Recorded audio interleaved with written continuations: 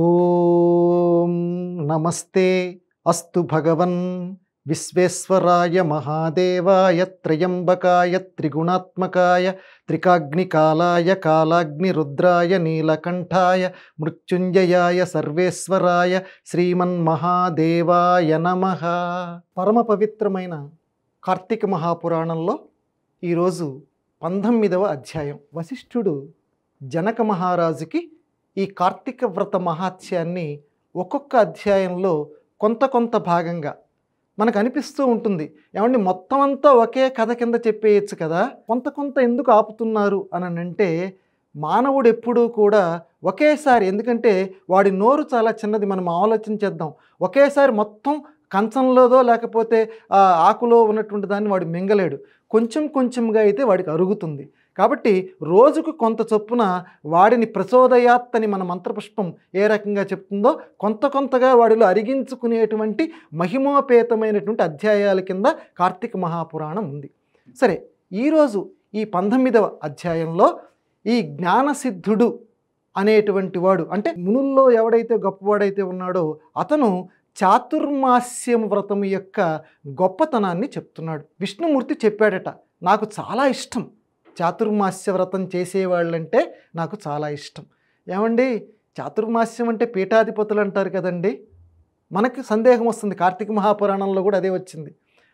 పెద్దవాళ్ళు చేయాల్సిన పని కదా, మనందరం మామూలు సామాన్య మానవులను చేస్తామా అంటే, విష్ణుమూర్తి చెప్తున్నాడట, ఈ 4 నెలలు నేను యోగ నిద్రలో ఉంటాను. యోగ నిద్రలో ఉన్నటువంటి సమయంలో నన్ను తలుచుకోవాలి, అది నా యొక్క ప్రధాన ఉద్దేశ్యం. నన్ను ఎవడైతే తలుచుకుంటాడో, సరే ఏ రకంగా నువ్వు పూజలు చేయగలిగితే పూజలు చెయ్యి అంటే, ఒక్కొక్క నెల ఒక్కొక్క దాన్ని మానేయమన్నాడు.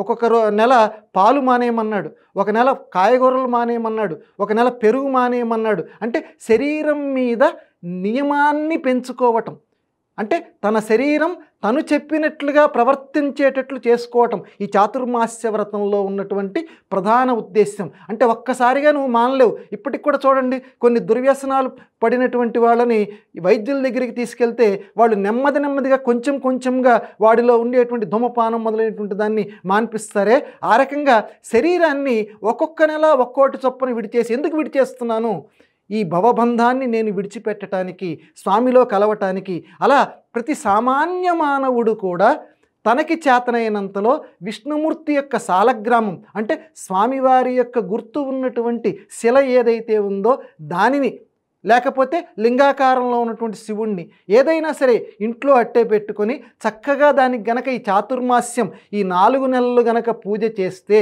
అదేనంటారండి ఒక నియమబద్ధంగా ఉండి పూజ చేస్తే, అలా చేసినటువంటి వాడు నాకు చాలా ఇష్టుడవుతాడు అని విష్ణుమూర్తి ఈ అధ్యాయంలో చాలా ప్రత్యేకంగా పేర్కొంటాడు. ఒకవేళ చేయకపోతేనండి, దానికి కూడా జవాబు చెప్పాడు వ్యాస భగవానుడు. ఇది అని చెప్పలేనటువంటి పరమ చండాలమైనటువంటి నరకంలోకి ఆ వ్యక్తి వెళ్ళిపోతాడు. కార్తీక మహాపురాణం హెచ్చరిస్తుంది. అంటే మనకు వెంటనే భయం పట్టుకుంటుంది. ఏమండి, ఆఫీసులకు వెళ్తున్నాం, మీరేమో చాతుర్మాస్య వ్రతం అంటున్నారు, ఇంట్లో అంత పూజ చేయలేమంటే భయపడద్దు. చాతుర్మాస్య వ్రతము అని అంటే, మళ్ళీ చెప్తున్నాను, నియమబద్ధంగా జీవితాన్ని గడపటం.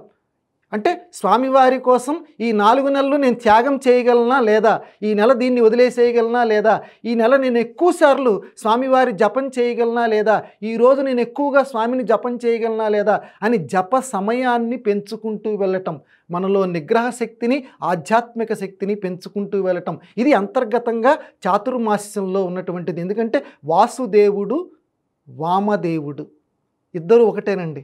శివుడు విష్ణువు, వాసుదేవుడు అంటారు ఆయన్ని, వసుదేవుడి యొక్క కుమారుడు శ్రీకృష్ణుడు.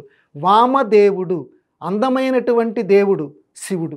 ఇద్దరిలోనూ సు మ ఈ రెండేటువంటి అక్షరాలే తేడా. సుమభేదమే కానీ ఇద్దరిలో, పువ్వు యొక్క భేదమే కానీ ఫలభేదం లేదు. ఇద్దరు అనుగ్రహించే ఫలం మాత్రం ఒక్కటే, అది బాగా గుర్తుపెట్టుకోవాలి.